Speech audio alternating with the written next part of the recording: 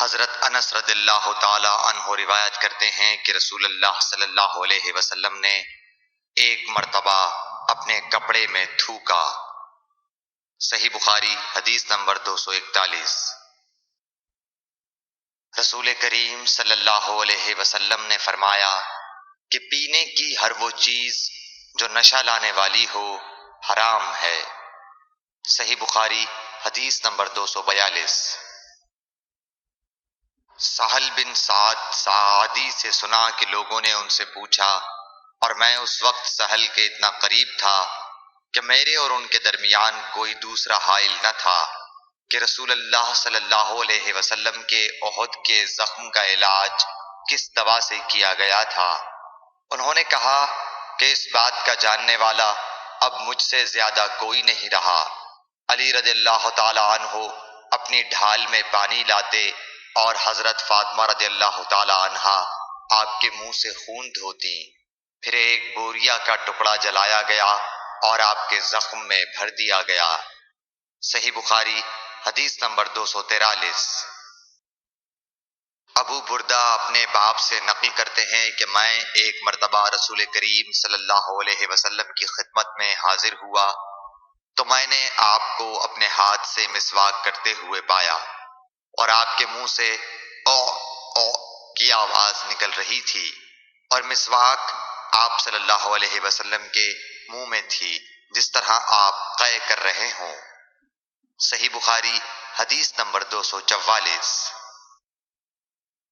رسول کریم صلی اللہ علیہ وسلم جب رات کو اٹھتے تو اپنے منہ کو مسواک سے صاف کرتے۔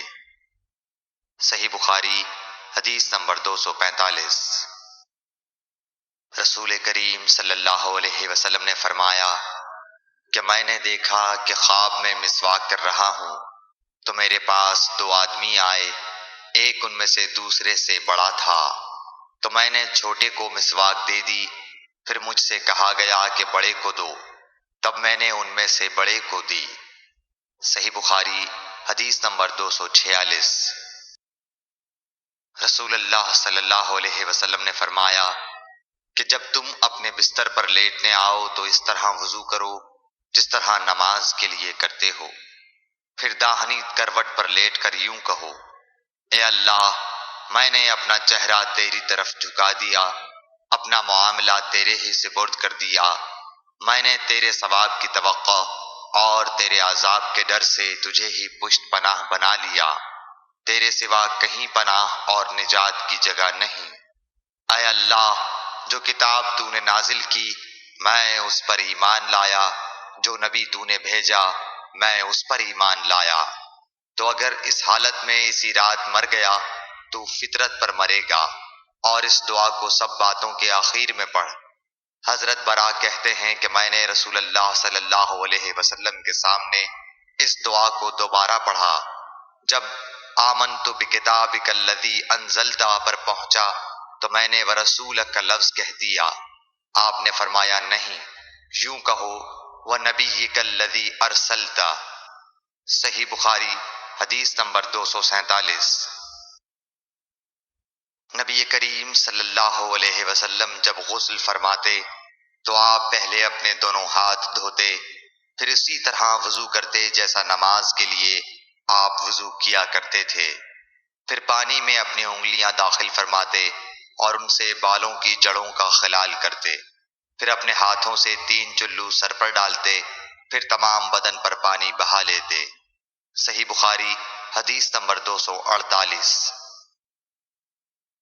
حضرت میمونہ رضی اللہ تعالی عنہا نبی کریم صلی اللہ علیہ وسلم کی زوجہ مطہرہ نے بتلایا کہ نبی کریم صلی اللہ علیہ وسلم نے نماز کے وضو کی طرح ایک مرتبہ وضو کیا، البتہ پاؤں نہیں دھوئے، پھر اپنی شرمگاہ کو دھویا اور جہاں کہیں بھی نجاست لگ گئی تھی اس کو دھویا، پھر اپنے اوپر پانی بہا لیا، پھر پہلی جگہ سے ہٹ کر اپنے دونوں پاؤں کو دھویا۔ آپ کا غسل جنابت اسی طرح ہوا کرتا تھا۔ صحیح بخاری حدیث نمبر 249۔ حضرت عائشہ رضی اللہ تعالی عنہا نے بتلایا کہ میں اور نبی کریم صلی اللہ علیہ وسلم ایک ہی برتن میں غسل کیا کرتے تھے، اس برتن کو فرق کہا جاتا تھا۔ صحیح بخاری حدیث نمبر 250۔ ابو سلمہ اور حضرت عائشہ رضی اللہ تعالیٰ عنہا کے بھائی حضرت عائشہ رضی اللہ تعالیٰ عنہا کی خدمت میں گئے۔ ان کے بھائی نے نبی کریم صلی اللہ علیہ وسلم کے غسل کے بارے میں سوال کیا تو آپ نے سا جیسا ایک برتن منگوایا، پھر غسل کیا اور اپنے اوپر پانی بہایا۔ اس وقت ہمارے درمیان اور ان کے درمیان پردہ حائل تھا۔ صحیح بخاری حدیث نمبر 251۔ ابو جعفر محمد باقر نے بیان کیا کہ وہ اور ان کے والد جناب زین العابدین جابر بن عبداللہ کے پاس تھے اور کچھ اور لوگ بھی بیٹھے ہوئے تھے۔ ان لوگوں نے آپ سے غسل کے بارے میں پوچھا تو آپ نے فرمایا کہ 1 سا کافی ہے۔ اس پر ایک شخص بولا، یہ مجھے تو کافی نہ ہوگا۔ حضرت جابر رضی اللہ تعالیٰ عنہ نے فرمایا کہ یہ ان کے لیے کافی ہوتا تھا جن کے بال تم سے زیادہ تھے اور جو تم سے بہتر تھے، یعنی رسول اللہ صلی اللہ علیہ وسلم۔ پھر حضرت جابر رضی اللہ تعالیٰ عنہ نے صرف ایک کپڑا پہن کر ہمیں نماز پڑھائی۔ صحیح بخاری حدیث نمبر 252۔ نبی کریم صلی اللہ علیہ وسلم اور حضرت میمونہ رضی اللہ تعالیٰ عنہا ایک برتن میں غسل کر لیتے تھے۔ صحیح بخاری حدیث نمبر 253۔ رسول اللہ صلی اللہ علیہ وسلم نے فرمایا، میں تو اپنے سر پر 3 مرتبہ پانی بہاتا ہوں، اور آپ صلی اللہ علیہ وسلم نے اپنے دونوں ہاتھوں سے اشارہ کیا۔ صحیح بخاری حدیث نمبر 254۔ جابر بن عبداللہ رضی اللہ تعالی عنہ نے فرمایا کہ نبی اکرم صلی اللہ علیہ وسلم اپنے سر پر 3 مرتبہ پانی بہاتے تھے۔ صحیح بخاری حدیث نمبر 255۔ جابر بن عبداللہ نے بیان کیا کہ میرے پاس تمہارے چچا کے بیٹے، ان کے مراد حسن بن محمد ابن حنفیہ سے تھی، آئے۔ انہوں نے پوچھا کہ جنابت کے غسل کا کیا طریقہ ہے؟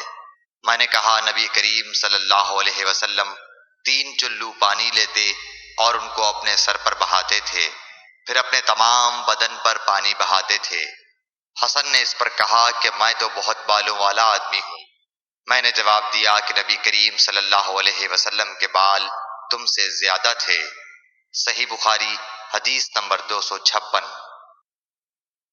ام المومنین میمونہ رضی اللہ تعالی عنہا نے فرمایا کہ میں نے نبی کریم صلی اللہ علیہ وسلم کے لیے غسل کا پانی رکھا تو آپ نے اپنے ہاتھ 2 مرتبہ یا 3 مرتبہ دھوئے، پھر پانی اپنے بائیں ہاتھ میں لے کر اپنی شرمگاہ کو دھویا، پھر زمین پر ہاتھ رگڑا، اس کے بعد کلی کی اور ناک میں پانی ڈالا اور اپنے چہرے اور ہاتھوں کو دھویا، پھر اپنے سارے بدن پر پانی بہا لیا اور اپنی جگہ سے ہٹ کر دونوں پاؤں دھوئے۔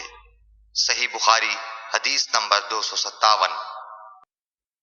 نبی کریم صلی اللہ علیہ وسلم جب غسل جنابت کرنا چاہتے تو حلاب کی طرح ایک چیز منگاتے، پھر پانی کا چلو اپنے ہاتھ میں لیتے اور سر کے داہنے حصے سے غسل کی ابتدا کرتے، پھر بائیں حصے کا غسل کرتے، پھر اپنے دونوں ہاتھوں کو سر کے بیچ میں لگاتے تھے۔ صحیح بخاری حدیث نمبر 258۔